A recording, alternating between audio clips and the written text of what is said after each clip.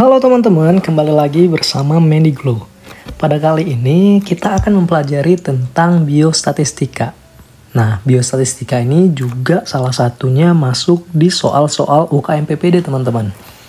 Oke, yang pertama kita akan membahas tentang penelitian. Ya, jadi sebelum melakukan penelitian, seseorang harus menentukan topik terlebih dahulu. Nah, setelah kita menentukan topik penelitian, maka selanjutnya kita tentukan judul penelitian.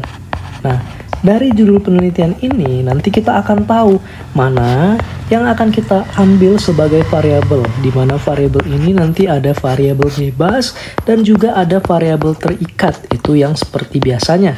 Nah, namun variabel ini juga nanti ada yang disebut dengan variabel antara dan juga variabel perancu. Nah, contoh, kita ingin melakukan penelitian tentang merokok, ya. Kemudian, selanjutnya kita akan menentukan judul penelitian ini. Maka, misalnya, contoh judul penelitian ini adalah hubungan merokok dengan kejadian PPOK. Nah, maka dari sini kita akan dapat mengambil mana yang kita anggap sebagai variabel bebas dan mana yang nanti akan kita anggap sebagai variabel terikat. Oke, baik. Kita lanjut ke slide selanjutnya. Nah, di sini dikatakan ada 4 variabel. Ada yang variabel bebas, variabel terikat, variabel antara, dan juga variabel perancu. Nah, variabel bebas adalah variabel yang apabila berubah akan menyebabkan perubahan pada variabel yang lain. Nah, dengan kata simpelnya, variabel bebas adalah variabel yang menyebabkan. Sedangkan variabel terikat adalah variabel yang berubah akibat dari variabel bebas. Sehingga secara simpelnya ini disebut variabel akibat. Nah, kemudian ada yang disebut dengan variabel perancu, di mana variabel perancu ini variabel yang nanti akan berhubungan dengan variabel bebas maupun variabel terikat, tetapi dia bukan variabel antara. Nah, di sini di skema ini yang di sebelah kanan, kita akan menentukan dan menjelaskan untuk variabel bebas, terikat, antara, dan juga perancu. Nah, variabel bebas ini tadi disebut adalah variabel yang menyebabkan atau variabel sebab gitu ya. Sedangkan variabel terikat adalah variabel dari suatu akibat gitu ya. Suatu akibat dari variabel bebas. Nah, variabel antara ini adalah variabel yang memperkuat dari variabel bebas ya. Jadi nanti variabel contohnya misalnya penelitian tentang tadi hubungan merokok dengan PPOK. Nah, di sini kita harus menentukan dulu mana yang disebut dengan variabel, mana kelompok yang dapat kita tentukan sebagai variabel bebas dan mana yang kita nanti dapat simpulkan sebagai variabel terikat. Nah, kan di sini kan dibilang merokok dan PPOK. Nah, menurut teman-teman mana yang merupakan penyebab dan mana merupakan suatu akibat? Nah, maka dapat kita simpulkan bahwa merokok ini merupakan sebab, sedangkan PPOK ini merupakan adalah akibat. Maka dapat kita simpulkan bahwasannya merokok ini merupakan variabel bebas. Jadi, orang-orang yang merokok adalah orang-orang yang variabel bebas. Nah, sedangkan kalau misalnya yang tadi PPOK disebut dengan variabel akibat ya. Jadi dia termasuk ke variabel terikat. Sehingga dapat kita simpulkan orang-orang yang termasuk variabel terikat adalah orang-orang dengan PPOK. Nah, kemudian variabel antara ini adalah variabel yang dapat memperkuat si variabel bebas tadi. Nah, jadi contohnya adalah misalnya durasi merokok, kemudian frekuensi, dan lain-lain. Nah, sedangkan variabel perancu adalah variabel yang nanti dapat merancu si variabel bebas maupun variabel terikat. Contohnya ya, nanti dia akan merancukan suatu hasil penelitian. Contohnya adalah orang-orang yang tinggal di kawasan pabrik. Jadi, ini adalah orang-orang merokok yang tinggal di kawasan pabrik, karena dia dapat menjadi perancu untuk si variabel bebas tadi. Misalnya kan orang-orang yang merokok orang-orang yang merokok di kawasan pabrik itu juga bisa kemungkinan menyebabkan PPOK karena dia tinggal di kawasan pabriknya, yaitu asap dari pabriknya itu yang menyebabkan PPOK itu. Sehingga dia dapat merancukan hasil penelitian nantinya. Nah, kemudian kita lanjut ke konsep populasi dan sampel. Nah, di konsep populasi dan sampel, populasi adalah sejumlah besar subjek yang mempunyai karakteristik tertentu, di mana populasi ini terbagi menjadi dua, ada populasi target dan juga ada populasi terjangkau. Nah, kalau populasi target adalah sasaran akhir penerapan hasil penelitian yang biasanya dia ditandai dengan karakteristik demografis maupun karakteristik klinis ya. Jadi contohnya seorang peneliti ingin melakukan penelitian tentang hubungan merokok dengan PPOK tadi ya. Kita kembali lagi hubungan merokok dengan PPOK pada pria gitu ya. Nah, maka untuk populasi target, ya, populasi target tadi adalah kita ambil misalnya populasi target yaitu pasien pria yang PPOK. Karena apa? Karena dia ditandai dengan karakteristik demografis baik seperti usia ataupun jenis kelamin dan juga karakteristik klinis yaitu dari penyakitnya. Bisa juga sehat, osteoporosis, dan sebagainya. Dalam hal ini adalah PPOK-nya sebagai karakteristik klinis. Oke, nah kemudian populasi terjangkau adalah bagian dari populasi target ya. Jadi dia diperkecil lagi.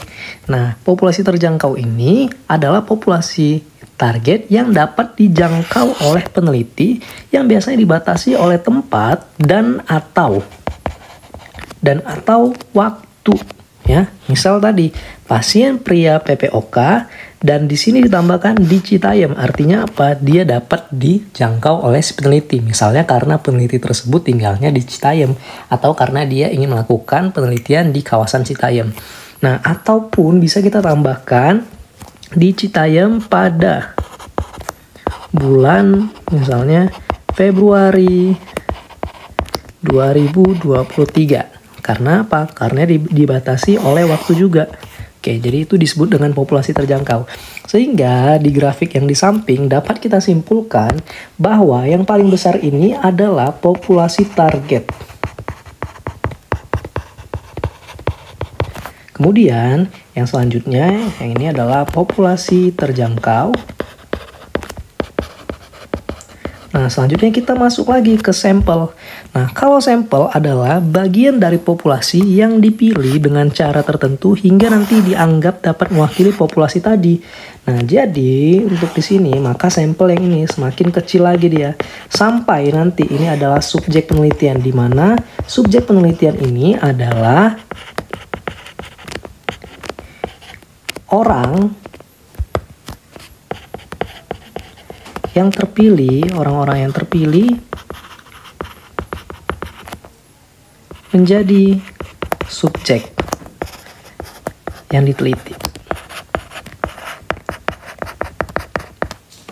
Oke, nah jadi contohnya ya, untuk populasi kita ingin melakukan hubungan merokok dengan PPOK pada pria, ya.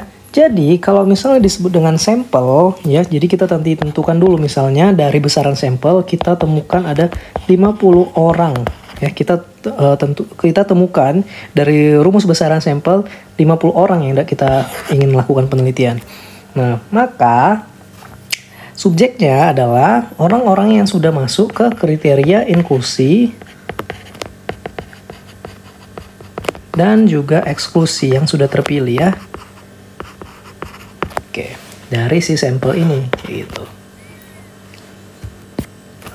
Oke, kita masuk lagi bahwasannya tadi disebutkan ada kriteria inklusi dan juga eksklusi, di mana kriteria inklusi ini merupakan karakteristik dari si subjek penelitian yang harus dipenuhi sebagai syarat masuk ke dalam si subjek penelitian tersebut.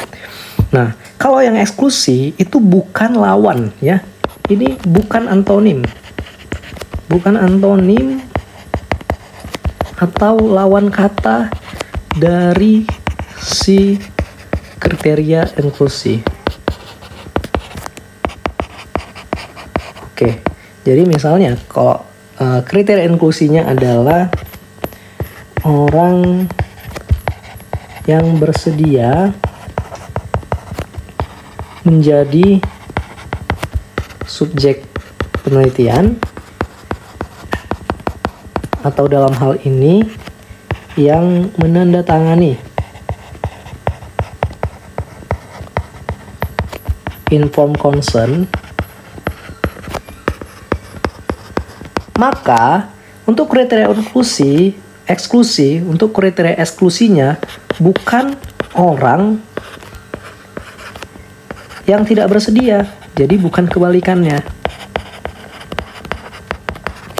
Nah, sehingga kriteria eksklusi ini adalah kriteria inklusi yang dikeluarkan dari studi karena berbagai sebab yang dapat mempengaruhi hasil penelitian. Jadi misalnya, kalau tadi dia kriteria inklusinya adalah orang-orang yang sudah bersedia menjadi subjek penelitian, maka kita harus menseleksi lagi untuk kita ambil menjadi sampel penelitian ataupun subjek penelitian nanti. Kita harus saring lagi dari kriteria inklusi, kemudian kita saring melalui kriteria eksklusi, yaitu misalnya karena penyakit lain yang mengganggu pengguguran dan lain sebagainya. Oke, untuk pembelajaran biostatistik kali ini semoga bermanfaat dan semoga semua lulus UKM PPD. Terima kasih ya. Sampling ini ada dua, ada yang disebut dengan probability sampling dan juga ada yang disebut dengan non-probability. Oke, perbedaannya adalah kalau systematic random sampling bukan non-probability sampling. Nah, kalau misalnya non-probability sampling, artinya setiap sampel itu kesempatannya tidak sama, tidak memiliki kesempatan yang sama ya. Oke, sampai 50 orang nanti diambil aja gitu. 50 orang pertama misalnya, 50 orang pertama yang datang ke poli itu menjadi sampel penelitian. Oke, ya. Nah, kemudian yang ketiga ada purposive ataupun judgment sampling. Sekian pembahasan kali ini. Jika ada yang mau ditanyakan atau kritik dan saran, silahkan tulis di kolom komentar. Jangan lupa like, comment, and subscribe. Terima kasih.